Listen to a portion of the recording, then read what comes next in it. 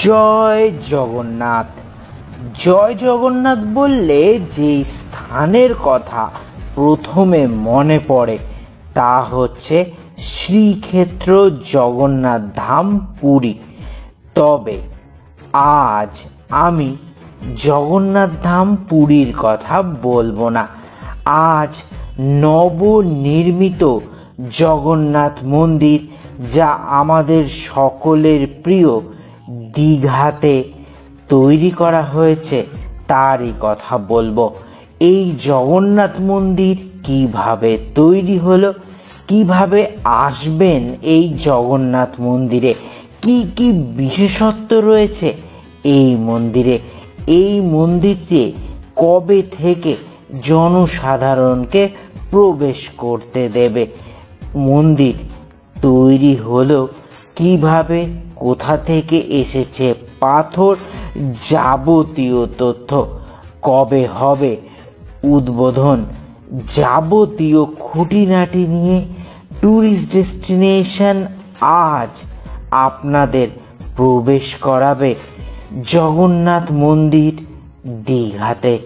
জানাবে মন্দিরের অভ্যন্তরীণ নকশাও, জানতে পারবেন প্রতিমা নিয়ে যাবতীয় খুঁটিনাটি। চলুন জয় জগন্নাথ বলে আমরাও বেরিয়ে পড়ি। দীঘাতে আপনারা দীঘা স্টেশনের পাশেই দেখতে পারবেন নবনির্মিত জগন্নাথ মন্দির। মুখ্যমন্ত্রী মমতা বন্দ্যোপাধ্যায় দীঘায় 2018 সালে পুরীর আদলে জগন্নাথ মন্দির তৈরির কথা ঘোষণা করেছিলেন। মন্দিরের বিশদ পরিকল্পনা তৈরি হয় 2019 সালের আগস্ট মাসে, আর 2019 সালের 20 আগস্ট মুখ্যমন্ত্রী ঘোষণা করেছিলেন যে মন্দিরের নির্মাণ শুরু করা হবে। সমুদ্রের ধারে দীঘাস্থিত পুরনো জগন্নাথ মন্দিরের জায়গাতেই নতুন মন্দির গড়ার কথা ছিল, তবে পরিবেশগত নিষেধাজ্ঞার জন্য সেখানে মন্দির নির্মাণ করা যায়নি। পরে দীঘা স্টেশনের পাশে মন্দির তৈরির জন্য জমি নির্বাচিত করা হয়। দীঘা শঙ্করপুর উন্নয়ন পর্ষদ মন্দিরের জন্য 20 একর জমি প্রদান করেছিল। মন্দির নির্মাণের দায়িত্ব হিডকোকে দেওয়া হয়। নির্মাণ কার্যের জন্য 200 কোটি টাকা ব্যয় হয়েছে। মন্দিরের উচ্চতা 65 মিটার, অর্থাৎ 213 ফুটের মতো। এই মন্দিরটি নির্মাণে রাজস্থানের বংশী পাহাড়ের বিখ্যাত বেলে পাথরের ব্যবহার করা হয়েছে। মূর্তি পুজো থেকে ভোগ নিবেদন সবকিছুই পুরীর মন্দিরের আদলে হচ্ছে দীঘার জগন্নাথ মন্দিরে। এমনকি পুরীর মন্দিরে যে কারুকাজ করা হয়েছে তাও দীঘার জগন্নাথ মন্দিরে গেলে দেখতে পাবেন আপনারা। আর মন্দিরের আনুষ্ঠানিক উদ্বোধন হবে 29 এপ্রিল, অর্থাৎ অক্ষয় তৃতীয়ার দিন। মন্দিরের প্রধান দ্বার বা দরজা দিয়ে ভেতরে প্রবেশ করলেই প্রথমে পড়বে 3টি দীপস্তম্ভ। পুরীর মন্দিরের মতো দীঘার মন্দিরেও প্রবেশের জন্য রয়েছে 4টি দ্বার। উত্তরে হস্তিদ্বার, দক্ষিণে অশ্বদ্বার, পূর্ব দিকে সিংহদ্বার ও পশ্চিমে ব্যাঘ্রদ্বার। শুধু তাই নয়, মুখ্যমন্ত্রীর কথা অনুযায়ী এই মন্দিরের রত্ন ভাণ্ডারও গড়ে উঠবে। রয়েছে অরুণ স্তম্ভ, যার পুরীর মন্দিরের অরুণ স্তম্ভ বা সূর্য স্তম্ভ বলে পরিচিত। অরুণ স্তম্ভের সামনেই সিংহদ্বারে ঢুকলেই পুরীর মতন সোজাসুজি জগন্নাথ মূর্তি দেখতে পাবেন ভক্তরা। এখানেও রয়েছে ভোগ মণ্ডপ। ভোগ মণ্ডপের 4টি দরজা। ভোগ মণ্ডপের পরে রয়েছে নাট মন্দির। 16টি স্তম্ভের ওপরে এই নাট মন্দির তৈরি করা হয়েছে। নাট মন্দিরে রয়েছে 2টি বড় এবং 2টি ছোট দরজা। নাট মন্দিরের দেওয়ালে রয়েছে কালো পাথরের তৈরি ছোট ছোট দশাবতার মূর্তি। মন্দিরের পাথরের দেওয়াল জুড়ে রয়েছে অসংখ্য পাথরের কারুকাজ। জানা গিয়েছে পুরীর মন্দিরের মতন দীঘার মন্দিরেও থাকছে লক্ষ্মী মন্দির। জগন্নাথের ভোগ রান্নার জন্য আলাদা ভোগশালা। প্রতিদিন নিয়ম মেনে মন্দিরের চূড়ায় ধ্বজা পরিবর্তনও করা হবে। আর এই কাজ করবেন পুরীর মন্দির থেকে আসা দক্ষ লোকজন। নিম কাঠের মূর্তিতে পূজিত হবেন জগন্নাথ, বলরাম এবং সুভদ্রা।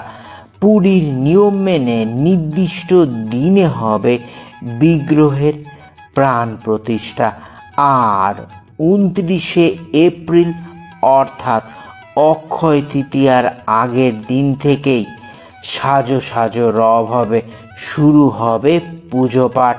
আর সাধারণ দর্শনার্থীদের জন্য মন্দিরের দ্বার উন্মোচিত হবে 30শে এপ্রিল অর্থাৎ অক্ষয় তৃতীয়ার দিন।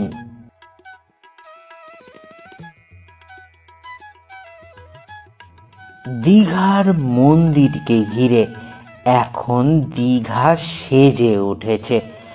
সম্পরা ঘরানার রাজস্থানের গোলাপি বেলে পাথর দিয়ে তৈরি হয়েছে মন্দির।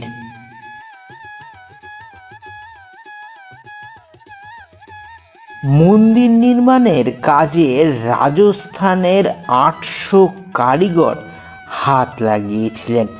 দীঘার জগন্নাথ মন্দিরের প্রবেশে 4টি দরজা আগেই বলেছি।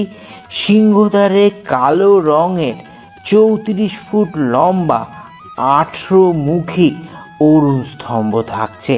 সিংহদ্বারের বিপরীতে ব্যাঘ্রদ্বার থাকছে। সিংহদ্বারে ঢুকলে দেখা যাবে জগন্নাথ বিগ্রহ সরাসরি। মন্দিরে 3টি দীপস্তম্ভ থাকছে। ভোগ মণ্ডপে 4টি দরজা। 16টি স্তম্ভের ওপর তৈরি হয়েছে নাট মন্দিরও। নাট মন্দিরের পর 4টি স্তম্ভের ওপর দাঁড়িয়ে রয়েছে জগমোহন। জগমোহনের পরে গর্ভগৃহ বা মূল মন্দিরের সিংহাসনে নিম কাঠের তৈরি জগন্নাথ, বলরাম এবং সুভদ্রা। ভোগ মণ্ডপ ও নাট মন্দিরের মাঝে গরুর স্তম্ভ। নাট মন্দিরের দেওয়ালে কালো পাথরের তৈরি দশাবতার মূর্তি। আর জগন্নাথের ভোগ রান্নার জন্য আলাদা ভোগশালা। এই সব কিছু নিয়েই দীঘার জগন্নাথ মন্দির। দীঘা এখন সেজে উঠেছে নতুন রূপে। এই রূপে দীঘাকে আগে আপনারা কখনোই দেখেননি। ঠিক যেন কলকাতার দুর্গাপুজো। চারদিকে রঙিন লাইট, নতুন নতুন আলোর গেট, সব কিছু শুধুমাত্র দীঘার জগন্নাথ মন্দিরকে কেন্দ্র করে। দীঘায় এসে থাকবেন কোথায়? ট্যুরিস্ট ডেস্টিনেশন তাই আগেই উপহার দিয়েছেন এক সুন্দর ছিমছাম কাপল ফ্রেন্ডলি হোটেলের, যেই হোটেলের নাম হোটেল ইন্দ্রনীল, যেখানে মাত্র 650 টাকায় থাকতে খেতে পারবেন জনপ্রতি। যেই হোটেলের সামনে রয়েছে দীঘার একমাত্র বালির সমুদ্র সৈকত। সেই ভিডিওর লিঙ্ক আমি দিয়ে দিলাম ডেসক্রিপশন বক্সে শুধুমাত্র আপনাদের সুবিধার জন্য। দীঘাতে তৈরি করা হয়েছে জগন্নাথ ঘাটও, হবে রথযাত্রাও।